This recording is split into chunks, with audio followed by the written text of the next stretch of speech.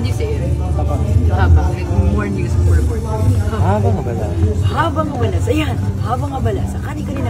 Napaka-cute ni Atasha Mulak habang iniensayo niya ang kanyang sasabihin at medyo nahihirapan ito ng konti dahil sa Tagalog words, habang hawak-hawak naman ni Jairus Aquino ang papel.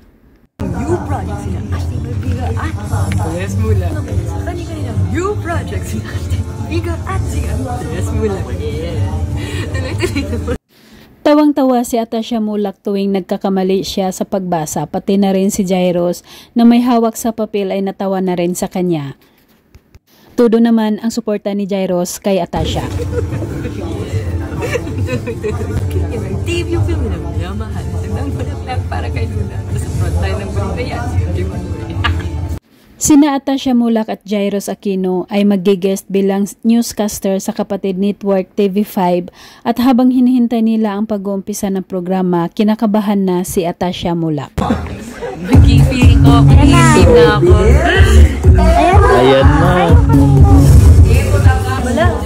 Habang abala sa kanilang new project. Walang tigil ang pag-iensayo ni Atasha sa kanyang sasabihin at this time hindi na siya tumitingin sa papel at nagtatanong pa ito sa mga staff kung tama ba ang bigkas ng mga Tagalog words. Habang abala sa kanilang tama kani-kanilang habang abala sa kanilang new projects. Kasama ang mga batikang newscaster, pumagit na sina Atasha at Jairus. Bago magsimula ang programa, pinapasalita muna nila si Atasha ng tuloy-tuloy na Tagalog.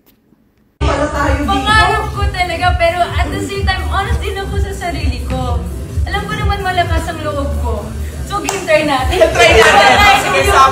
Kahit unang try pa lang ni Atasha gawin ang pagiging newscaster at kinakabahan pa ito, naging maayos naman ang kanyang pagsasalita at tuloy-tuloy ito na i-deliver niya. Okay.